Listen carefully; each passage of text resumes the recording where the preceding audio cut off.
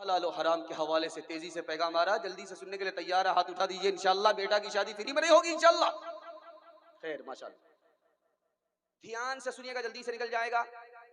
जब खाना काबा में तवाफ हो रहा था, मुसलमान नहीं था वहां, मुशरिक था, तो तवाफ से पहले कपड़ा उतार लेता था, नंगा हो जाता था, नंगा तवाफ करता था। पूछने वाले ने कहा, अल्लाह का बंदा अल्लाह के घर का तवाफ कर रहा है, कपड़ा होने के बावजूद भी उतार करके तवाफ कर रहा है। जानते हैं उसने क्या कहा? पैर के नीचे से जमीन निकल जाए। उसने कहा कि दरअसल ये जो कपड़ा है मेरे हराम पैसे का है, इसलिए मैंने इसको उतार दिया है, नंगा तवाफ कर रहा हूं। वो मुशरिक हो करके भी हलाल और हराम को समझे, हम मुसलमान हो करके भी हराम को हराम ना समझें। बताइए कितनी बड़ी बदनसीबी की बात है। आज ये जमाना है मोबाइल का, लड़का माँ बाप की पसंद से कम अपनी पसंद से ज्यादा शादी करता है। व्हाट्सएप की लड़की से शादी करता है, फेसबुक की लड़की से शादी करता है। गौर कीजिए, 150 साल पीछे जाइए, निकाह होता था, निकाह के दिन लड़की लड़का को देखती थी, इससे पहले देखने का मौका ही नहीं होता था। निकाह के काजी बैठ गए रजिस्टर लेकर के, एक तरफ लड़का बैठता था, एक तरफ लड़की बैठती थी। निकाह पढ़ाने से पहले लड़की से कहा जाता था, देखो ये लड़का जो बैठा हुआ है, इसी से तुम्हारा निकाह किया जा रहा, तुमको पसंद है? लड़की ने पहली बार लड़के को देखा और मारे गुस्से के खिसियानी बिल्ली खंबा नोचे खड़ी होकर के कहा, दाढ़ी वाला लड़का मुझको पसंद नहीं है। अब जो दांत पिजा करके आए थे खस्सी खाने के लिए बाराती, सबका मुंह लटक गया। हम लोग तो मुकदमा हार गए, अब क्या हो? हजरत का भी सर झुक गया। हजरत ने सर उठा करके कहा कि लोगों, पता है इस लड़की ने भरी मजलिस में दाढ़ी को पसंद नहीं किया, दाढ़ी वाला लड़का पसंद नहीं किया है। जानते हो इसकी क्या वजह है? इसके बाप ने हराम कमाया, इसको हराम ला करके खिलाया, इसके पेट में हराम है, उसी की नहूसत है, इसको सब पसंद है, अल्लाह के रसूल की सुन्नत पसंद नहीं है। एक मिसाल पर पैगाम खत्म कर रहा हूं। बोर्ड में लिखा हुआ रहता है 48 महीना 5 लाख जमा करो, सीधे 10 लाख मिलेंगे। मीठा मीठा हफ हफ, कड़वा कड़वा थू थू, चट मंगनी पट बिया, रातों रात करोड़पति बन जाएं, दाढ़ी टोपी लेकर के, झोला में पैसा लेकर के लाइन से लगे हुए।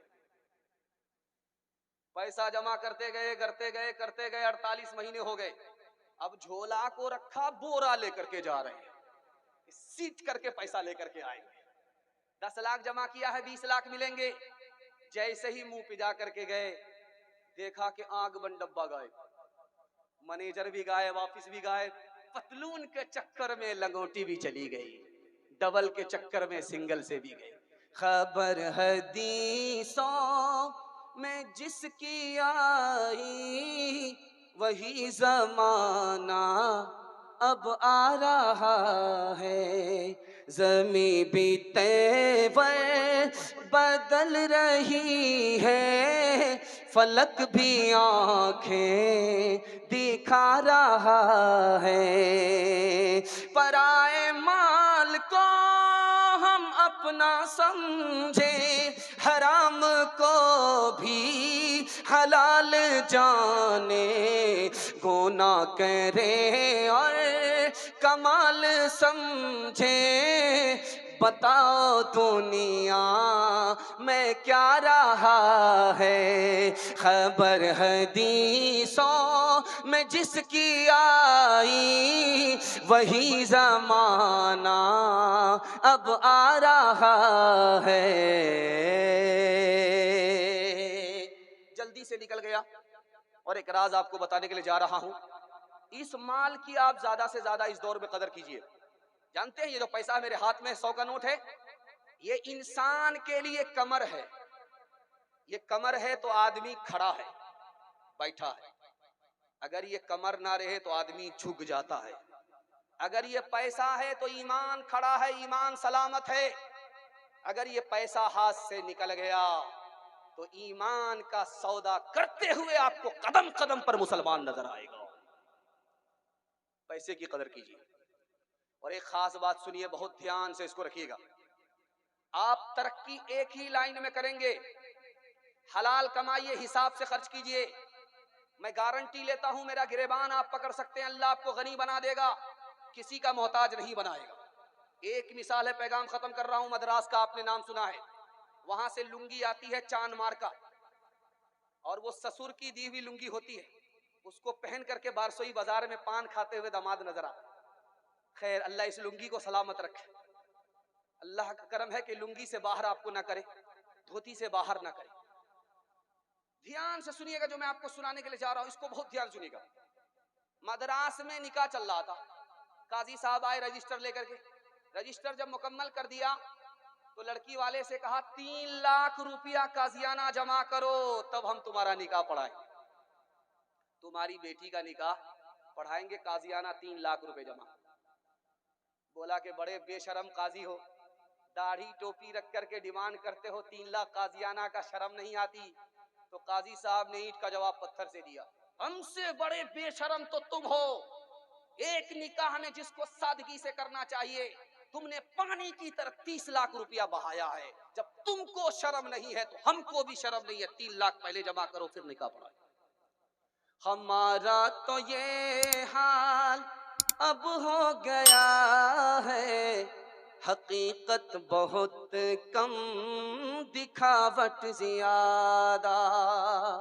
कोई चीज असली तो मिलती कहाँ है, हर एक चीज नकली मिलावट ज्यादा। तेरी पारसाई की शीशागरी है, दुकान गोया फीकी सजावट ज्यादा है। इंसानियत भागती आज हमसे कि अखलाक की है गिरावट ज्यादा। हाथ उठाइए, वादा कीजिए बिल्कुल सही जा रहा, दूसरे को देख कर दिखा करके वलीमा करेंगे इंशाअल्लाह। देखते जाइए, गिनती करते जाइए कौन कौन लोग हाथ उठाए। बड़ा खूबसूरत पैगाम आपकी खिदमत में रखने के लिए जा रहा हूं। अभी आपने दिल खैराबादी साहब से शुरू में कुछ शायरी आपने समाअत की थी, और रिजवानुल्लाह कासमी साहब के बयान से मुतासिर होकर के उन्होंने शायरी पेश की थी। उसी फरियाद को, रुदात को मैं आपके सामने रखने के लिए जा रहा हूं। इस हिंदुस्तान में एक साल में 10 लाख लड़कियों को मार दिया जाता। इस हिंदुस्तान में एक साल में 10 लाख लड़कियों को मार दिया जाता है। इसलिए आप ट्रक के ऊपर देखेंगे बेटी बचाओ बेटी पढ़ाओ।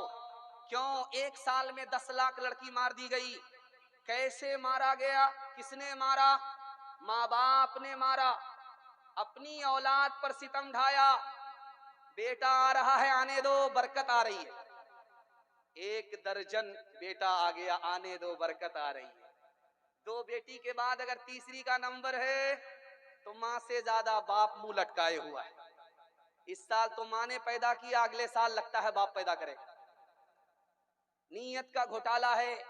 बेटा आएगा माला माल हो जाएंगे, बेटी आएगी कंगाल हो जाएंगे। बेटी को माँ बाप ने कैसे मारा आपको सुनकर के हैरत होगी।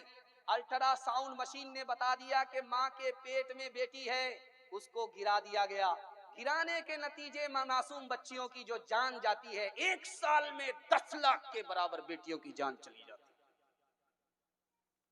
एक आदमी खत लिखा एक आलिम को, लखनऊ के मशहूर आलिम दीन को, कि हुजूर हम जहर खा करके मरना चाहते हैं, अपनी बेटी को भी जहर खिला करके मार देना चाहते हैं। उन्होंने उस खत में वजह लिखी कि मैं गरीब आदमी हूँ, कहाँ से अपनी बच्ची की शादी का डिमांड पूरा करूंगा। आप इजाजत दे दीजिए कि मैं भी जहर खा लूं, अपनी बच्ची को भी जहर खिला करके मार दूं, ताकि दुनिया की जिल्लत हमको बार बार उठाना ना। जब मैं आया तो छोटे छोटे बच्चे हमसे मुसाफा कर रहे थे। जब एक दोस्त दूसरे दोस्त से मिलने के लिए आता है तो मुसाफा के बाद पहले ही पूछता है कि कैसा है, क्या हाल है। उसने कहा यार बड़ा बुरा हाल। कहा क्या हुआ? कहा बेटी जवान है, जवानी ढल रही है, रिश्ता आ जाता है वापस चला जाता है, बेटी का रिश्ता हो ही नहीं रहा। 7 रिश्ते आए, सब पलट गए, कोई रिश्ता मुकम्मल नहीं हुआ। लड़की बैठी हुई थी कोने में, उसने माँ बाप की फरियाद को कान से सुन लिया। रात में सोने से पहले चूहे की दवाई को उसने घोल करके इस ख्याल से पी लिया कि दुनिया की मनहूस औरत मैं हूं, मेरे लिए रिश्ता आ जाता है वापिस चला जाता है। उस मासूम की अगर जान गई है तो उसका जिम्मेदार उसका बाप नहीं है, वो लड़की नहीं है, ये सारा समाज है। आप सिर्फ गरीब पर मेहरबान हो जाइए, गरीब की बेटी पर मेहरबान हो जाइए, अल्लाह छप्पर फाड़ करके आपके ऊपर मेहरबान होगा। हाथ उठाइए, फ्री में शादी करेंगे, खुदा की मेहरबानी से लेंगे, गरीब बेटी पर मेहरबान होंगे। हाथ उठाइए इंशाल्लाह। अच्छा, वो लोग भी हाथ उठाएं जिनकी शादी हो चुकी है। उन्होंने क्यों हाथ उठाया? दूसरी शादी का इरादा है। अगर बीवी को उनके पता चल जाए तो दाना पानी सब बंद हो जाए। बताओ ओ दुनिया वालों, छोड़ दो आदत जहेज की, अच्छी नहीं रीत रिवायत जहेज की। सबसे बड़ा जहेज है ऐ दोस्तों दुल्हन, फिर इसके बाद कुछ नहीं कीमत जहेज की। बताओ कैसे बचे ईमान, बताओ कैसे बचे ईमान। रस्म तिलक अब आम हुई है, काम है कितना गंदा। लड़की वालों के ही गले में लग जाता है फंदा। बेच रहे हैं ये लड़के दो पैसों में ईमान, बताओ कैसे बचे ईमान, बताओ कैसे बचे ईमान। बात हुई थी 200 बाराती, मंगनी में बस 30। बात हुई थी 200 बाराती, मंगनी में बस 30। खाने में जब गिनती हुई तो निकले 420। बेदावत के खाते क्यों है ये जायद मेहमान, बताओ कैसे बचे ईमान, बताओ कैसे बचे ईमान। बंगाल का असर है बारसोई में, तो शराब के हवाले से पैगाम सुना ही देता हूँ। सुनने के लिए आप लोग तैयार है? हाथ उठाइए इंशाअल्लाह।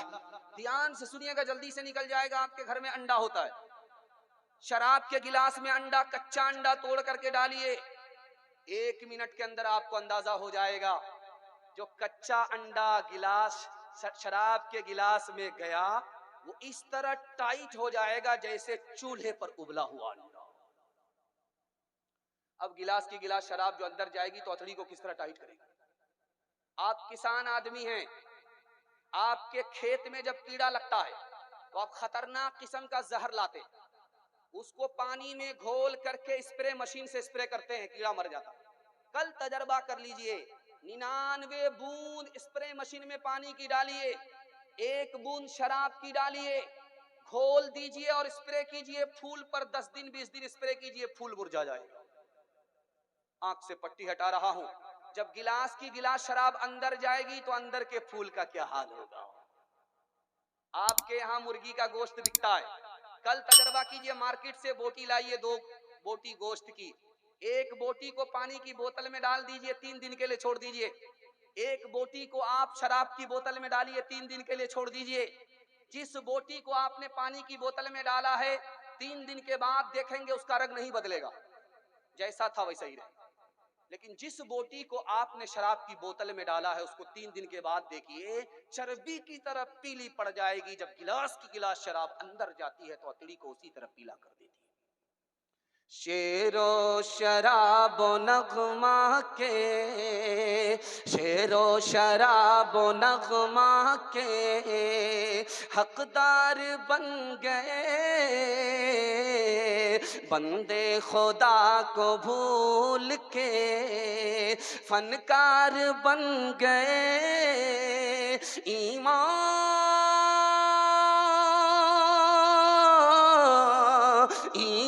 को कुफर, कुफर को ईमान समझ लिया, दो घोट पी के और सियाकार बन गए, दो घोट पी के और सियाकार बन गए।